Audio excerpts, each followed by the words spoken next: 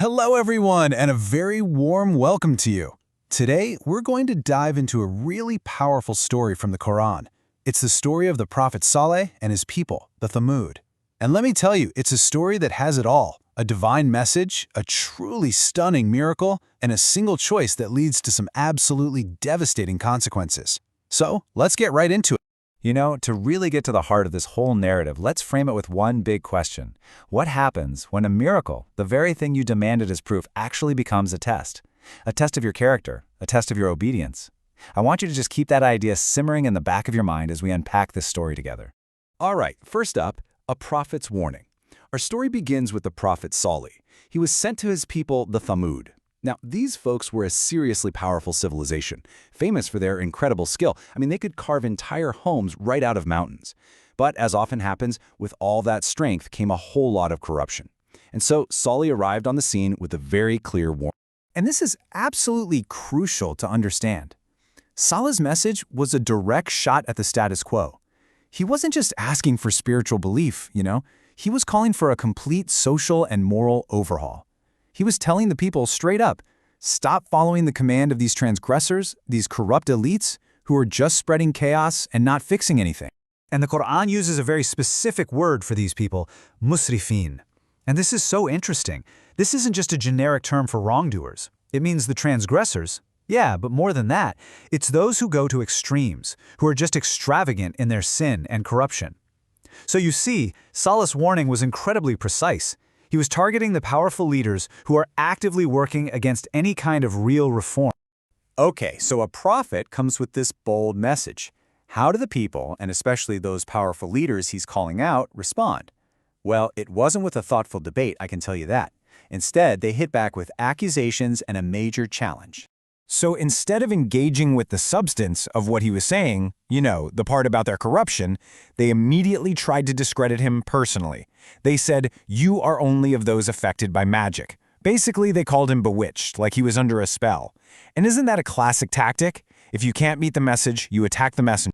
And this just lays out the conflict perfectly. On one side, you have Prophet Salih's message. Worship God, reform the land, stop following corrupt leaders. Simple, direct. And on the other side, the rejection. You're just a man like us. You must be under a spell. See, they weren't engaging with the ideas at all, just throwing up personal attack. And then comes the challenge. They basically say, look, you're just a man like us, so if you're really telling the truth, bring us a sign, a miracle. But the feeling you get from this is that it's not a sincere request. It feels more like they're just setting up an impossible obstacle, a way to say, go on, do something impossible, or we'll just keep ignoring you.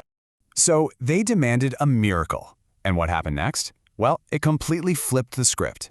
The impossible obstacle they set up was about to be overcome. The miraculous she-camel arrived. And this wasn't just any miracle. A massive she-camel appeared right there among them. It was the sign, the proof they asked for. But this sign came with a set of rules, a divine covenant, really. Step 1, the sign arrives. Step 2, the rules are set. The camel and the people had to share the community well on different days. It was a test of their discipline, their ability to share. And step 3, the warning was given. This camel must not be harmed. At all. And the warning couldn't have been more direct. And do not touch her with harm, lest the punishment of a terrible day seize you. This wasn't a suggestion, you guys. This was a hard line in the sand. Harming this camel meant they were consciously choosing to break their covenant with God. It meant rejecting the very sign they demanded. And the consequence was made crystal clear. All right, so the stage is set. The covenant is broken. They got their miracle, they know the rules, they've heard the warning. So what do? This is the moment of truth, the climax of the entire story.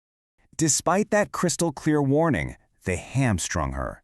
They did the unthinkable. The actual word used means they brutally cut her leg tendons to immobilize her. This wasn't just some small transgression. It was a violent, deliberate act of defiance. It was them looking at that divine sign and choosing to destroy it. And so they became regretful. But it's so important to understand what kind of regret this was. This wasn't a true change of heart. It wasn't a moment of, oh, we've done a terrible thing. No, this was the regret of getting caught. It was the sudden dawning fear of the consequences that they knew were now barreling towards them. And that brings us to the final section, the lesson of Thamud. What happened next, and what are we supposed to take away from this incredible story? Well, the punishment seized them. The warning was fulfilled just as promised. I love how the Quran uses the exact same word from the warning. The punishment seized them.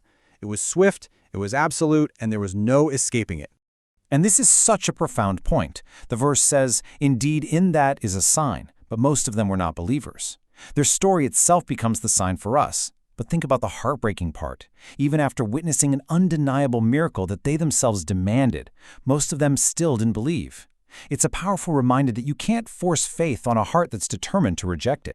And this story concludes by mentioning two of God's divine attributes. On one hand, Al-Aziz, the Almighty, the one with the power to enact justice and punishment. And on the other, Ar-Rahim, the Merciful, the one whose mercy is so vast that he sends warnings and messengers first. This pairing is beautiful and so important. It shows us that divine justice isn't random. It's always preceded by countless opportunities for mercy. So let's just pull all these threads together. What are the key takeaways from this incredible story? Well, first, true leadership is about reform, not corruption. Second, attacking the messenger is a classic sign of denial. Third, miracles can be a huge test of our obedience and responsibility. Also, this idea that communities can have a collective accountability. And finally, that huge difference between regret that comes from fear and genuine, sincere repentance. And that leaves us with one final big question to think about. The people of Thamud were given a clear warning, right? But they decided it was just a threat to their way of life, something to be dismissed. So it makes you wonder, how does a society today decide when a warning is just that, a threat to be pushed aside, versus a truth that absolutely must be embraced? Something to reflect on. Thank you so much for joining me.